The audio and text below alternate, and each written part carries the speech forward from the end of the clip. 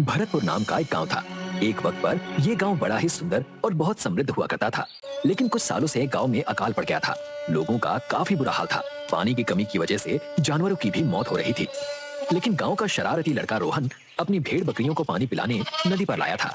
लेकिन रोहन अपनी शरारत में व्यस्त था। तभी नदी की ओर से रमाबाई आ रही थी, जिनके सिर पर पानी का घड़ा रखा हुआ था, जिसे रोहन ने गुलेल से फोड़ दिया। रोहन वहां से भाग खड़ा हुआ, इसलिए रमाबाई तमतमाते हुए रोहन के घर पहुंच गई। अरे तुम्हारा लड़का है या जल्लाद, ये हमें चैन से जीने देगा या नहीं? ये हमें कितना परेशान करता है। क्या हुआ? क्या हुआ? इसने गुलेर से मेरा घड़ा फोड़ दिया। रुको, आने दो उसे घर, मैं उसकी अभी खबर लेती हूँ। जब रोहन घर आया तो माँ ने उसकी अच्छी खातिरदारी की। क्यों रे, हमें जीने देगा कि नहीं? तुझे कितना समझाया कि लोगों को परेशान मत कर, फिर भी मानता ही नहीं है। दादी ने माँ बेटे के बीच में आकर रोहन को माँ से और ज्यादा मार खाने से बचा लिया। अरे बस कर, बच्चे की जान लेगी क्या? शरारत अभी नहीं करेगा तो कब करेगा? बस ये आपके लाड प्यार से बिगड़ गया है। हाँ हाँ, बड़ी आई बोलने वाली। चल जा, अपना काम कर। गांव में पानी की कमी है, इसलिए तो सभी लोग परेशान हैं। तू ऐसा करेगा तो लोग और ज्यादा परेशान होंगे, है कि नहीं? जी दादी। दादी, लेकिन गांव में पानी की कमी क्यों है? लोगों की वजह से। लोगों ने पानी का इस्तेमाल संभल कर नहीं किया। गांव का कचरा गांव की नदी में डाला, पेड़ काटे तो बारिश ना हुई, इसलिए ये हाल है। एक जमाना था, तब अपने गांव में बड़ी सी चांदी की नदी बहा करती थी। चांदी की नदी? हाँ, चांदी की नदी। हाँ, चांदी की नदी। भरतपुर गांव की नदी इतनी साफ सुथरी थी कि मानो उसका पानी बहते चांदी जैसा दिखता था। उसमें चांदी के पत्थर भी मिला करते थे। अरे देखो, मुझे चांदी का पत्थर मिला है। अरे वाह, ये तो आपको बड़ा पत्थर मिला। मैं तो अब बड़ा सा घर बनाऊंगा। रुको, मैं भी ढूंढता हूँ। भरतपुर के लोग नदी में मिलने वाले चांदी के पत्थर बेचकर अमीर बन गए थे। वहाँ के लोग सुख और शांति से अपनी जिंदगी जी रहे थे। लेकिन अब नदी खराब होने से सारे चांदी के पत्थर गायब हो गए। पता नहीं पहले जैसी स्थिति गांव में कब आएगी। चल जाने दे, तू सो जा, अभी काफी रात हो गई है। कुछ दिनों बाद मुश्किलें और भी बढ़ गई। नदी सूख गई, जानवर अब ज्यादा तादाद में मरने लगे। रोहन की पसंदीदा बकरी मीरा भी पानी की कमी की वजह से मर गई। अपनी पसंदीदा बकरी को खोने के बाद रोहन बड़ा ही दुखी था। अपनी भेड़ बकरियों को चराने के लिए रोहन को अब दूर जंगल में जाना पड़ता था और रोहन मीरा के बच्चे के साथ खेलता था। रोहन ने उसका नाम शीलू रखा था। उसे सहलाते हुए रोहन कहने लगा, दुखी ना हो शीलू, तेरी मम्मी को तो ना बचा पाया, लेकिन तुझे कुछ नहीं होने दूंगा। जब रोहन ने पानी पीने के लिए शीलू को हाथ से नीचे उतारा। शीलू, शीलू, अरे कहाँ जा रहा है? शीलू का पीछा करते हुए रोहन झाड़ियों में चला गया। झाड़ियों में जाते ही रोहन को एक अधमरा सा बूढ़ा आदमी दिखा। अरे ये बूढ़े बाबा! शीलू, शीलू! रोहन शीलू को इधर उधर ढूंढने लगा। बूढ़े की आवाज ने रोहन का ध्यान अपनी ओर खींचा। पानी, पानी। इन्हें पानी चाहिए, मैं पानी देता हूँ। लेकिन नहीं, मेरे पास इतना ही पानी है। अगर मैं ये भी पानी दे दूंगा तो वापसी में प्यास लगने पर क्या पीऊंगा? नहीं नहीं, मैं पानी नहीं दूंगा। लेकिन दादी ने कहा है कि पानी पिलाना पुण्य और इंसानियत का काम है। मैं पानी दे देता हूँ। जैसे ही रोहन ने बूढ़े आदमी को पानी पिलाया, बूढ़ा मानो फिर तंदुरुस्त होकर खड़ा हो गया। शुक्रिया, तुमने मुझे पानी पिलाया। तुम शीलू को ढूंढ रहे हो ना? आगे बढ़ो, मिल जाएगा। बूढ़ा उसके बाद से गायब हो गया। बूढ़े बाबा भी गायब हो गए, मुझे आगे बढ़ना चाहिए। रोहन आगे बढ़ा और ऐसी जगह पहुंचा जहाँ पर दोनों तरफ खाई थी और दोनों खाई को जोड़ने वाला एक पुल था। ये पुल, क्या मुझे उस पुल के पार जाना चाहिए? नहीं नहीं, ये तो काफी पुराना लग रहा है। कुछ कदम चलते ही ये टूट सकता है। लेकिन हो सकता है मेरा शीलू उस तरफ हो। मुझे जाना होगा। हाँ, मुझे जाना होगा। रोहन आगे बढ़ा। बड़ी हिम्मत से उसने वो पुल पार किया। पुल पार करते ही उसे एक नदी दिखाई दी। नदी बिल्कुल साफ थी और उसके अंदर के पत्थर चमक रहे थे। रोहन जैसे ही आगे बढ़ा, उसकी आंखें सामने का दृश्य देखकर फटी की फटी रह गईं। उसके सामने नदी के पास एक बड़ा सा काला नाग अपना फन फैलाए खड़ा था। आओ रोहन, आओ, मैं तुम्हारी ही राह देख रहा था। तुम कौन हो? मैं एक नाग हूँ, इस नदी का रखवाला। ये सब क्या है? मुझे ये सब जादू ही लग रहा है। ये जगह जादुई है। तुम्हारे गांव में पानी की कमी है। पानी की कमी को पूरा करने के लिए ईश्वर ने तुम्हें चुना है। लेकिन मुझे मेरा शीलू चाहिए। शीलू मिलेगा, लेकिन पहले मेरी 3 पहेलियों को सुलझाओ और उनके जवाब दो। पहली पहेली, चलती रहती दिन रात, देती जीवन की सौगात, पत्थर तोड़े राह बनाए, हर बाधा को पीछे छोड़े, सागर से मिलने दौड़ी जाए, बोलो इसे क्या नाम बुलाए? रोहन सोचने लगा। कुछ पल सोचने के बाद रोहन झट से बोला, नदी, नदी, इसका जवाब है नदी। सही जवाब। चलो अब अगली पहेली सुलझाओ। सूरज की किरणें इस पर गिरे, चमके जैसे तारे हों बिखरे, सोने से कम नहीं इसका मोल, सफेद है ये सुनहरा नहीं, अब बोल बोल क्या है बोल। ये पहेली थोड़ी मुश्किल थी। रोहन सोच रहा था कि तभी उसकी नजर चांदी की नदी पर पड़ी। सफेद है ये सुनहरा नहीं, चांदी। वाह, तुम तो बहुत होशियार निकले। लेकिन अभी भी तुम्हें एक आखिरी पहेली सुलझानी है।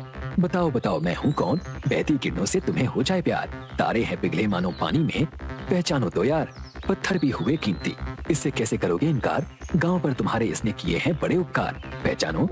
रोहन फिर से सोचने लगा। ये जरूर रोहन के लिए कठिन पहेली थी, लेकिन रोहन ने अपने दिमाग पर जोर डाला और जवाब दिया। गांव पर उपकार, चांदी की नदी। वाह बेटे, मैं बहुत खुश हुआ। तुमने तीनों पहेलियां सुलझा ली, सही जवाब दिया, साथ ही तीनों परीक्षाएं उत्तीर्ण की। बूढ़े आदमी को जब तुमने पानी दिया तो तुम्हारे हृदय की विशालता नजर आई, दूसरों के लिए दया दिखी। आगे उस पुल को पार करके तुमने जो साहस दिखाया, उससे साबित होता है कि तुम बहादुर हो। मेरी तीनों पहेलियों का जवाब देकर तुमने अपनी बुद्धिमत्ता साबित की। तुम सच में इनाम देने लायक हो।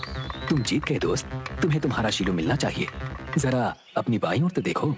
रोहन की बाईं ओर शीलू खड़ा था। रोहन ने उसे उठाया। कहाँ गया था रे तू? मैंने ही इसे मेरे पास बुलाया था। पर क्यों? क्योंकि तुम्हें इस चांदी की नदी का पानी देना था। इसे ले जाओ, तुम्हारे गांव को इसकी जरूरत है। इसे पानी की बोतल में भरो, इसे ले जाकर तुम्हारी नदी में डालो। तुम्हारे गांव का अकाल खत्म हो जाएगा। लेकिन एक बात का ध्यान रखना, अपने गांव की नदी की कदर करो, गांव के पेड़ ना काटो, गांव को हरा भरा करो। जाओ, इस बोतल के पानी को ले जाकर अपने गांव की नदी में डाल दो। गांव की खुशहाली फिर से लौट आएगी। जाओ, खुश रहो। रोहन ने अपनी बोतल में चांदी की नदी का पानी भरा और नाग को प्रणाम किया। तुम्हें पीछे जो झाड़ियां दिख रही हैं, उसके पार चले जाओ। रोहन उन झाड़ियों में गया तो सीधे उसी जंगल में आया जहाँ से शीलू के पीछे भागा था। रोहन अपने गांव की नदी के पास पहुँचता है। नाग देवता ने कहा था कि इस बोतल का पानी नदी में डाल दो। रोहन ने बोतल का पानी नदी में डाला तो अचानक नदी की जमीन से पानी फूटने लगा। नदी अब बिल्कुल साफ पानी के साथ लबालब होकर बहने लगी। रोहन खुशी से फूला न समा रहा था। वाह, इतना सारा पानी, ये कैसा जादू है, मजा आ गया। मुझे जाकर गांव वालों को बताना चाहिए। रोहन ने गांव वालों को इस चमत्कार के बारे में सब बताया तो गांव वाले नदी के पास इकट्ठा हुए। चांदी की बहती हुई नदी देखकर सब खुश हो गए। वाह रे रोहन, तूने तो कमाल ही कर दिया। दीदी, कमाल नहीं, रोहन ने गांव को कमाल धमाल और माला माल कर दिया। रामदास, आप सही कह रहे हैं। गांव की खोई हुई सुख शांति और खुशहाली रोहन की वजह से वापस आई है। हेमा, हमने रोहन को क्या क्या नहीं कहा, लेकिन यही इस गांव का अच्छा और सच्चा सपूत बना। हमने रोहन को जो भी भला बुरा कहा, उसके लिए हमें माफ करना। अरे रमा, कैसी बातें करती हो। इसने जो गलतियां की हैं, उसके लिए इसे डांट तो पड़नी ही चाहिए थी। लेकिन हाँ, जो उस नाग देवता ने हमसे कहा है, उसका हमें पालन भी करना चाहिए। हाँ, आज से हम इस नदी का ख्याल रखेंगे। इसमें कभी भी कचरा नहीं डालेंगे और गांव में खूब पेड़ पौधे लगाएंगे और जो पहले से पेड़ पौधे हैं उनकी देखभाल करेंगे। रोहन ने काफी शरारत की है, काफी गलतियां भी की है, लेकिन उसी की वजह से आज हमें अपनी गलतियों का एहसास हुआ है। रोहन सच्चा सोना है। हाँ, मेरा पोता सच्चा सोना है। मेरे इस सच्चे सोने ने ही तो गांव में चांदी की नदी फिर से लाई है। गांव के सभी लोग बड़े खुश थे। रोहन की दादी रोहन को प्यार कर रही थी। आखिर रोहन ने गांव वालों में खुशियां जो बांटी थी। एक बार सुंदरवन गांव में गर्मी बहुत बढ़ने लगी, जिससे फसलें सूखने लगी। अचानक पता नहीं मौसम को क्या हो गया था। इस बार बरसात के मौसम में भी आसमान से एक भी बूंद पानी नहीं टपका था।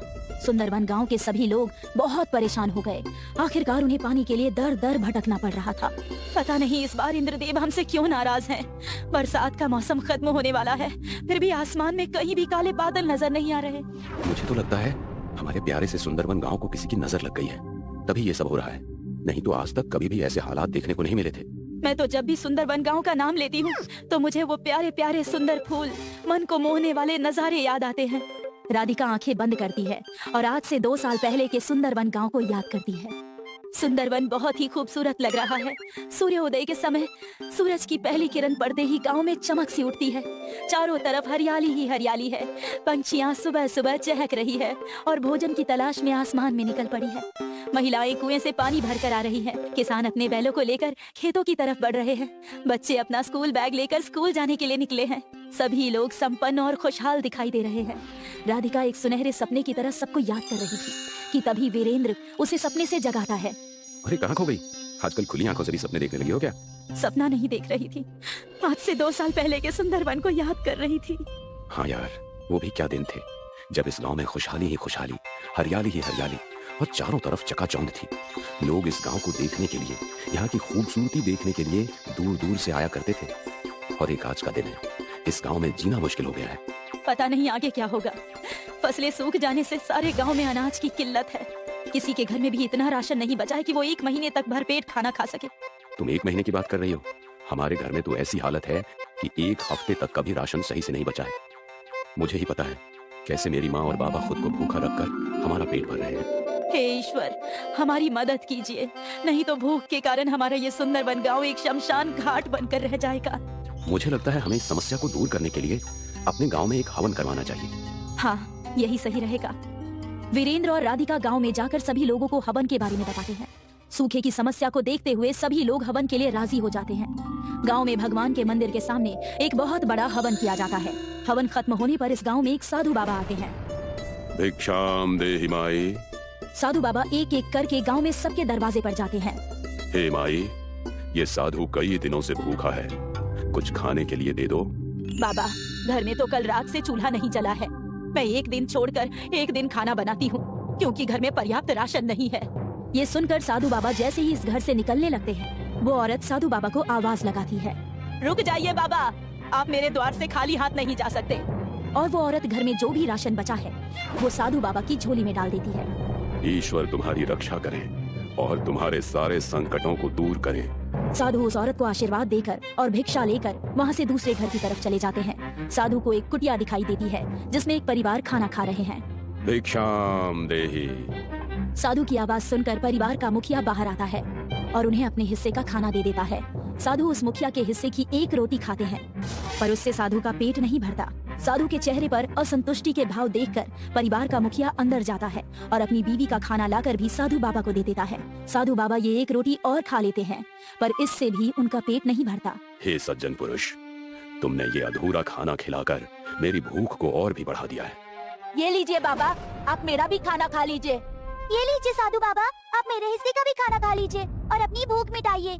साधु बाबा ये सारा खाना खाते हैं और इस परिवार की सेवा भक्ति को देखकर इन्हें आशीर्वाद देते हैं। हे सज्जन पुरुष, मैं तुम्हारी सेवा और दान प्रवृत्ति देखकर बहुत खुश और चकित रह गया हूँ। तुमने और तुम्हारे परिवार ने खुद को भूखा रखकर आज मेरा पेट भरा है। ईश्वर तुम्हारी रक्षा करे, तुम्हारे सभी कष्टों को दूर करे। साधु बाबा इनको आशीर्वाद देकर अगले घर के दरवाजे की तरफ बढ़ते हैं। ऐसा करते करते साधु बाबा पूरे सुंदरवन गांव में घूमते हैं और भिक्षा मांगते हैं। देखते ही देखते शाम हो जाती है और साधु बाबा इस गांव से चले जाते हैं। गांव के सभी लोगों के पास जो भी कुछ था उन्होंने सब कुछ साधु बाबा को दान कर दिया था। अब किसी के पास भी अगले दिन खाने के लिए एक दाना भी राशन का नहीं बचा था। पर जैसे ही सुबह होती है और सूरज निकलता है तो सुंदरवन गांव के नजारे को देखकर सभी लोग चकित हो जाते हैं, क्योंकि गांव के एक तरफ से पानी की नदी और दूसरी तरफ से चावल की नदी बहने लगती है। हाँ, ये तो सचमुच ईश्वर की कृपा हो गई इस गांव पर। सभी गांव वालों ने एक नदी से पानी और दूसरी नदी से चावल लिए और गांव में एक बहुत बड़ी दावत